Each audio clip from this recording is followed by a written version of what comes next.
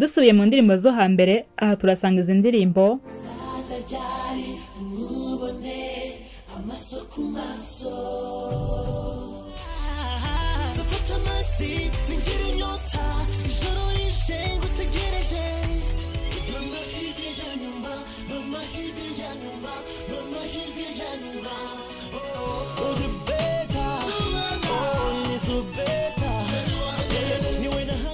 n'izindi nyinshi. Ni indirimbo z'umuhanzi The Ben.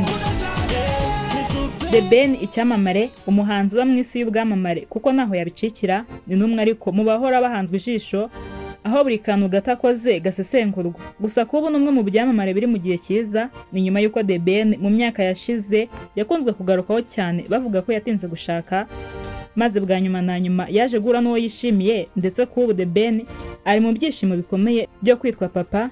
Ibi byabaye nyuma y'igihe gito gishize we n'umugore Pamela bibarutse imfura. Mu muziki nk'uko hari abatemera cyangwa ngo bavuge rumwe ku muziki n'indirimbo za The Ben, kubu The Ben nyuma y'imyaka yamaze adakora indirimbo, ubu niwe muhanzi uri gukora cyane imiziki myinshi yabiye ndetse n'izahuriramo n'abandi bahanzi, by'umwihariko abakizamuka cyangwa abo twakwita ko bakiri bato kuri we. Abandi ariko bo babibona mu buryo butandukanye, ni mu gihe bamwe bavuga ko yisunga abana mu muziki ngo bamuzamure, aha ntibite ko yaba ari we uri kubazamura. Hano nawe ufite uko ubyumva n'uko bifata. Ni umwe mu bahanzi b'Abanyarwanda bakunzwe byihariye ndetse bidasubirwaho, kuva yatangira urugendo rwa muzika kugeza n'ubu aracyakunzwe kandi cyane, bikaba ari ibintu byigaragaza. Ikirenze nuko abamukunda ari bamwe bahora bamukunda, akaba kandi atari abantu baharara ejo ugasanga babivuyemo. Nta gushidikanya ko The Ben ari umwe mu bazamuye ibendera ry'umuziki mu Rwanda. The Ben kandi yavuzweho byinshi bitandukanye, harimo inkuru z'abakobwa yahuye nabo n'ibindi, yaba ari byo tuvuze hejuru n'izindi nkuru zitandukanye The Ben yagaragayemo mu myaka itandukanye. Ibihembo n'ibitaramo yakoze byatumye akomeza kuba udasanzwe. Byose ni mu kiganiro naguteguriye tugiye kubanamo. Muhaye ikaze turebe ibyaranze ubuzima bwa The Ben muri rusange. Iyi ni The Sky Media, njye mubana ndi Florence.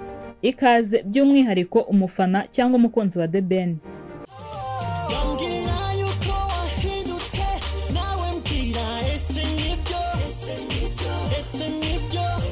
Amazina ye ni Mugisha Benjamin, yamamaye kuri The Ben ndetse na Tayi Gabi. Yavukiye mu gihugu cya Uganda ku babyeyi Jean Bonima na Esther Mbabazi. Yavutse kandi tariki 9 Mutarama 1988, akaba ari mu bahanzi bamaze imyaka irenga 15 mu muziki kugeza n'uyu munsi. Ngo kugira ngo yinjire mu muziki byaturutse ku babyeyi be, aho ngo akiri muto bamukundishije kujya gusenga. Ibi bituma aba mu makorari hamwe n'abandi babanyemo nabo bakaza kuba abahanzi. Muri aba kandi twavugamo Meddy usanzwe ubarizwa muri Leta Zunze Ubumwe za Amerika, Lick Lick utunganya amajwi n'amashusho n'abandi. Aba bose kandi bakomeje ubuzima bwabo butandukanye n'ubwa mugenzi we.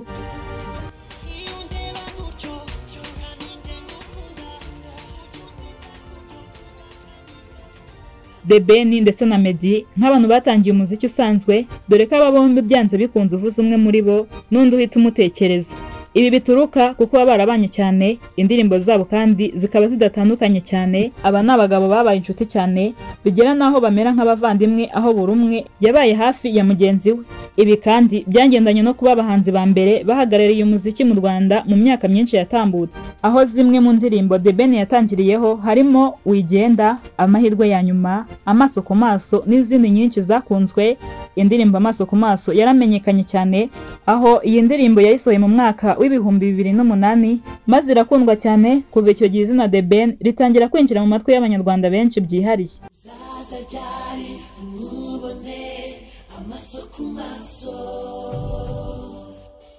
The Ben rero hano yarakomeje umuziki, aho yatangiye gukora indirimbo zimwe ahuriyemo n'abandi bahanzi. Aha twavugamo Tom Close, nyuma akomeza akora n'izindi ndirimbo zakunzwe nka Sibeza, Ese Nibyo n'izindi zagiye zizamura igikundiro kuri The Ben. The Ben yakomereje umuziki we muri Leta Zunze Ubumwe za Amerika, ni nyuma yo kuva mu Rwanda akajya kuba muri Amerika, ari nako yakomeje akora indirimbo nyinshi nziza, maze aragenda aramamara. Ibihugu byo hanze nabyo bitangira kumumenya, aho twavuga ko kino gihe umuziki we yatangiye kuwukora mu buryo bugezweho. Zimwe mu ndirimbo yakoze harimo Habib, I'm in Love n'izindi nyinshi yakoze kandi cyane. Akigera muri Amerika kandi yanakomeje akora n'indirimbo zitandukanye, anakorana n'abahanzi batandukanye kandi bakomeye, aho zimwe mu ndirimbo yakoranye n'abahanzi harimo Turi Kumwe, ndetse kandi akomeza akora n'izindi nyinshi n'abahanzi batandukanye.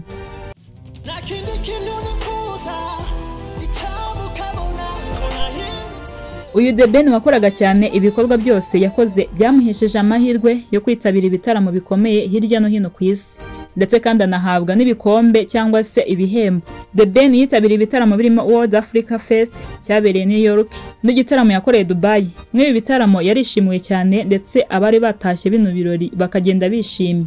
Naho mu gitaramo cyateguwe na Ambasade y'u Rwanda muri Canada cyiswe Rwanda Women Convention Canada, iki nacyo yarakitabiriye hamwe n'ibindi yagiye yitabira bitandukanye ndetse mu bihugu bitandukanye.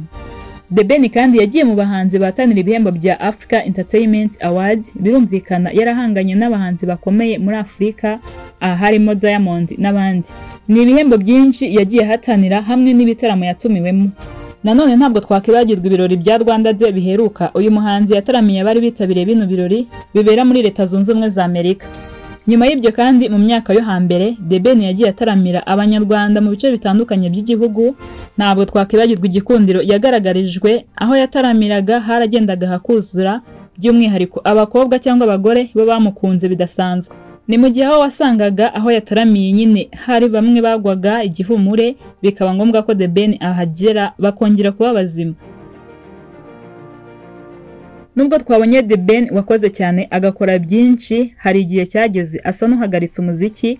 The Ben yamaze imyaka igera kuri 3 adakora umuziki cyangwa se indirimbo.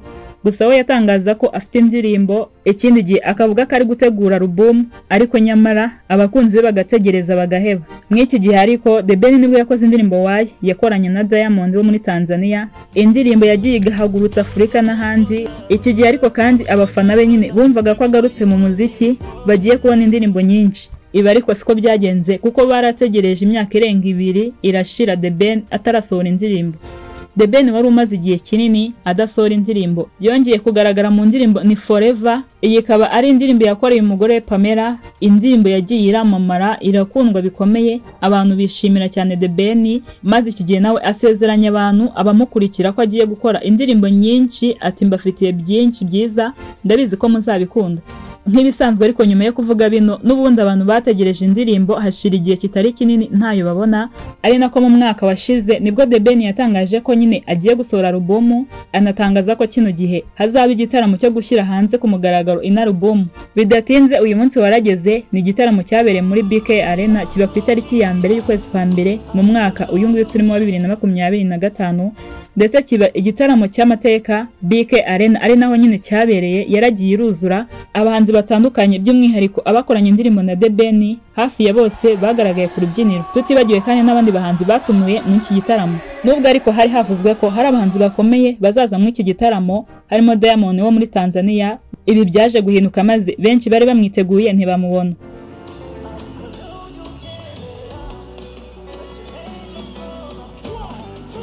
Nubwo ariko twabanye ko hari imyaka The Ben atakoraga indirimbo, ntabwo bikuye ko iki gihe nta bitaramo yakoraga cyangwa ngo atumirwemo. Mu myaka 3 ishize The Ben yakoze ibitaramo bitandukanye, harimo ibitaramo byabaye amateka. Ni igitaramo yakoreye muri BK Arena, kikaba igitaramo cyitabiriwe na benshi, dore ko benshi bari bamukumbuye kuko yaramaze igihe yibera muri Leta Zunze Ubumwe za Amerika. Nyuma yaho rero The Ben yakoze igitaramo cy'amateka cyabereye mu gihugu cy'u Burundi. Ni igitaramo yeretswe urukundo rukomeye abarundi ndetse n'abanyarwanda bitabiriye kino gitaramo ari benshi, birenze nyine ibisanzwe ku bandi bahanzi. Iki gihe hongeye gushimangira urukundo abafana be bamufitiye. Usibye bitubonye ariko yanakoze ibitaramo bitandukanye mu bindi bihugu, yaba Uganda, Kenya, ibihugu bya Amerika n'ahandi. The Ben wagiye avugwa kenshi kandi yagiye anagereranwa n'umuhanzi Melody, maze abantu baragenda biremamwe ibice, bamwe baba bafana ba The Ben, abandi ba Melody. Bikaba ibintu byateje amatika akomeye hagati yaba, aho Melody yagiye agaragara mu itangazamakuru arimo avuga kuri The Ben, nyamara The Ben we ntiyagira na kimwe atangaza. Gusa nyuma The Ben yaje kuvuga ko nta kintu azi yaba apfa na Melody. Kugeza ubu ariko birasa n'ibyakemutse hagati yaba, nyuma yo kubona ko guhangana nta gisubizo kirimo. Tuvuye mu bijyanye n'akazi, katureba urugendo rw'urukundo n'abakobwa bagiye bavugwa ko bari mu rukundo na The Ben. The Ben nk'icyamamare nyine yagiye avugwa mu rukundo n'abakobwa batandukanye, gusa we yagiye bamwe ahakana ko nta rukundo bafitanye, abandi akavuga ko ari byo koko kugeza ku mukobwa wa nyuma bagiye mu rukundo ari we Pamela. The Ben yavuzwe ko ari gukundana n'umuhanzi Rodibi wo muri Canada, maze kino gihe inkuru ziracicikana, gusa nta gihamya izi nkuru zari zifite, biragenda birangira nk'igihuha. Umukobwa witwa Midi nawe ni umukobwa wavuzwe mu rukundo n'umuhanzi The Ben. Ni mu gihe hano mu mwaka wa 2015 havuzwe ko The Ben yabyaranye n'uyu mukobwa, maze bitera The Ben kugira icyo avuga. Aha The Ben yemeye ko ari mu rukundo n'uyu mukobwa, ariko yamaganira kure abavuga ko yamuteye inda. Iyi nkuru y'urukundo rwabo ntawe uzi ko yarangiye. Uyu muhanzi nanone The Ben yongeye kwemera inkuru zavugwa z'umukobwa bakundanye. Icyo yemeye aha yavuze ko uyu mukobwa yakunze The Ben akamuha urukundo, nyamara The Ben akarwirengagiza. Iki akaba aricyo gihe The Ben yashyize hanze amashusho y'indirimbo Ko Nahindutse, igaragaza nyine kwicuza kuri The Ben. Iyi ndirimbo yakurikiwe n'inkuru nyinshi, aho nyine bavugaga ko yaba ari inkuru mpamo y'ibyabaye kuri The Ben, ko haba hari umukobwa wamukunze akamwirengagiza, nyamara nyuma akaza kubona ko nawe yamukundaga, nyamara umukobwa we yaramaze kugenda. Nyuma uyu mukobwa yaje kujya kwiga mu gihugu cy'Ubushinwa, The Ben we akomeza ubuzima bwe muri Amerika.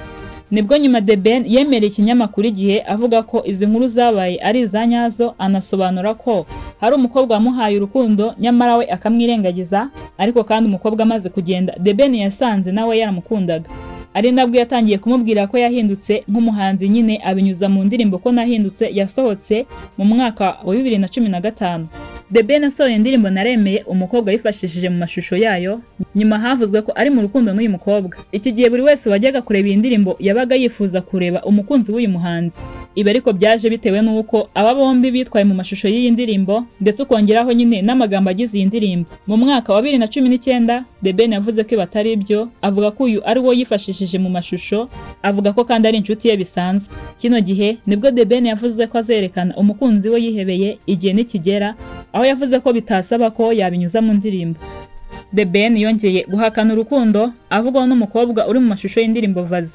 Yavuze ko uyu mukobwa yamwifashishije nk'uko abandi bahanzi bamukoresha, yongeraho ko kandi ari nako kazi k'uyu mukobwa. Sibyo gusa, The Ben yavuzwe mu rukundo rukomeye n'umugore witwa Zari, uyu akaba yarigeze kuba umugore wa Diamond. Ni mu gihe mu mwaka wa 2019 hagaragaye video bombi bari gusangira zerekeshwa n'indirimbo Vazi The Ben yaramaze gusohora. Bitangira kuvuga ko baba bari mu rukundo, abantu benshi batunguwe, aho abandi bavugaga ko bidatangaje kuba Zari yaba ari mu rukundo n'umuhanzi. Nyuma The Ben yatangaje ko Zari badakundana, avuga ko ari inshuti ye bisanzwe, avuga ko kandi nta kintu na kimwe kibahuza kuba bakundana. Nyuma y'abakobwa bavuzwe mu rukundo na The Ben ndetse bamwe akabakana, The Ben yaje kwemeza byanyabyo ko ari mu rukundo n'umukobwa Uwikeza Pamela, ndetse hano ko yanafashe imyanzuro ikomeye atigeze afata mu bakobwa bose bavuzwe mu rukundo. Ibi byaje no kurangira bombi babanye. Urugendo rw'urukundo rw'aba bombi byatangiye igihe Pamela yashyize hanze ifoto ari kumwe na The Ben, ndetse bambaye ibisa, ayiherekesha amagambo yagiraga ati: "Iki ni igihe cyo kugushyira hanze, iyi ni inshuro ya nyuma. Reka nkubabarire nkuremwe amajwi ari kuragura. Komeza waguke mu mwuka ndetse no mu bitekerezo no mu bukungu." Aya magambo y'uyu mukobwa agaragara nk'asanzwe, ariko yateye urujijo kuko yayaherekesheje emoji y'umutima. Pamela yakomeje asora amagambo meza avuga kuri The Ben, aha ni igihe yamwifurije isabukuru nziza, yongera ati: "Ndagukunda The Ben." Ibi bitari byitaweho cyane mbere, aha nibwo byatangiye guhihwiswa ko The Ben yaba ari mu rukundo n'uyu mukobwa, ndetse benshi baratungurwa dore ko Pamela atari yarigeze avugwa mu bakobwa bavuzwe mu rukundo na The Ben. Nubwo byagenze gutya, ariko The Ben iki gihe yakanye urukundo, avuga ko Pamela ari nka mushiki we gusa. Mu mwaka wa 2020 Pamela yashyize hanze ifoto ari kumwe na The Ben, maze yongeraho ijambo rivuga ngo uwanjye. Ibi rero byazamuye umuriro dore ko bagerageje kubihisha, ariko nyine urukundo rukabarusha imbaraga bakisanga babishyize hanze. Mu bihe bitandukanye abandi nibwo bageragezaga kubihisha, ariko bikarangira bimenyekanye. Bagiye basohokera ahantu hatandukanye ndetse akenshi bagahura. Mu mwaka wa 2021 nibwo Pamela yongeye gusohora amagambo ashimangira ko bombi bakundana. Yaravuze ati: "Ntewe ishema n'uyu mugabo mubona, ndagukunda cyane, Imana iragukunda mugisha." The Ben bimurenze abonye aya magambo yakiranye ubwuzu maze nawe amusubiza mu ijambo rimwe risobanuye byinshi ati ndagukunda. Bakomeje rero kujya bagaragaza urukundo rukomeye bakundana. Mu kwezi kwa 10 2021 Pamela yashyize hanze amashusho yambaye impeta ya fiançaye ni nyuma yuko aba bombi bari basohokeye ahantu heza ku isi muri Maldives, ahantu hazwi nk'atangaje bitewe n'uko hakoze. The Ben wishimiye cyane n'abakunzi be, bwa nyuma na nyuma yari yasabye umukobwa ko babana. Pamela nawe yarabyemeye maze urukundo rwabo rurakomeza. Nyuma y'umwaka aba bafiansanya ari nako inkuru zigenda zivugwa hagati yabo, rimwe ngo bashwanye ubundi bagatuka The Ben bati yaziritse umwana w'abandi nyine ni icyamamare. Nyuma yaho ariko 2023 aba bashingiye mu buryo bw'amategeko, aho uyu muhango nyine wabereye mu murenge wa Kimihurura. Ibintu byishimiwe cyane ndetse ibirori byabo bikaba byiza cyane. Nyuma y'igihe aba baje kugeraho bakora ubukwe bw'agatangaza. Ubukwe bwabaye mu kwa 12 2023, ubu bwabereye muri Kigali Convention Center. N'ubukwe bwitabiriwe n'ibyamamare bitandukanye bikomeye hirya no hino, aho nyine byagaragaye ko The Ben yabazi kubana neza n'abantu. Batangiye kubana nk'umugore n'umugabo, nubwo nk'abantu b'ibyamamare batahagaritswe kuvugwaho inkuru zitandukanye, ariko bo babihimisha ko bihorera bagakomeza bakikundanira. Guhura kw'iyi couple, The Ben avuga ko bahuriye muri Kenya, aho The Ben yari mu kazi k'umuziki we, naho Pamela yari kumwe n'inshuti ze barahura batangira kujya baganira. The Ben avuga ko akimubona yumvise bitandukanye ati ntekereza ko ari ubwa mbere niyumvise bidasanzwe mbonye umukobwa. Arongera ati Pamela naramukunze cyane nkumva ngize ubwoba ko nshobora kuba ari ukumuharara. Ati ndabyibuka naranabimubwiye, ndamubwira nti ingano y'urukundo ngukunda ni ubusazi, reka nizere ko atari ukuguharara. Umuhanzi The Ben ndavuga mu mwaka wa 2024 akoresheje imbuga nkoranyambaga ze yatangaje ko yitegura gushyira hanze indirimbo, maze avuga ko izaba ari agatangaza ati isobanuye byinshi. Iyi mvugo yateye abantu urujijo maze bategereza iyi ndirimbo batarambirwa. Bidatinze indirimbo True Love yarasohotse maze izana udushya twinshi ndetse binkuru hirya no hino mu bitangazamakuru. Wakibaza ngo niki cyari mu iyi ndirimbo kugira ngo ibe idasanzwe? Mu gihe kinini cyari gishize The Ben n'umugore batarabyara ndetse abantu baratangiye ko bibazaho. Pamela niwe waje mu mashusho y'indirimbo True Love, maze amashusho agaragaza neza ko atwite ndetse habura igihe gitoya ngo babyare. Iyi yo yabaye inkuru nyamukuru mu nkuru zose zari ziriho muri iki gihe, ndetse benshi mu bakunzi babo bagaragaje ibyishimo nubwo bamwe batishimiye ko Pamela yagaragaje inda. Ni nako rero hakurikiye igihe cyo kubyara, maze mu mezi make yashize The Ben na Pamela bibaruka imfura yabo, umwana w'umukobwa. Mu dufoto na video zitandukanye aba bagiye basangiza abakunzi babo ibyishimo bafite byo kwibaruka.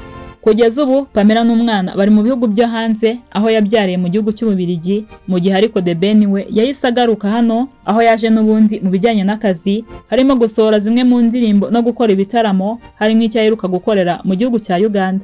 Mu bindi bamenya kuri The Ben, kugeza ubu The Ben asigaranye umubyeyi we umwe ariwe mama we, mu gihe imyaka 2 ishize papa we yitabye Imana. Avuga ko kandi yakuze yumva azaba umugabo kandi yumva azagera kuri byinshi. Atangaza bino yaravuze ati mama yatwitayeho turi abana, bituma numva ngomba kuzamushimisha nkamukiza agahinda yabayemo. Maze The Ben yongera ati ndamukunda cyane ndetse abantu benshi batekereza ko ndi umuhungu wa mama. Ngibyo ibyaranze urugendo rw'ubuzima ku muhanzi The Ben. Nizere ko inkuru ye yagushimishije. Wakoze kubana natwe mu kiganiro, nshimira wowe wakoze subscribe. Niba kandi uri mushya hano, yikore tujye tubana mu nkuru nyinshi z'ibyamamare ukunda.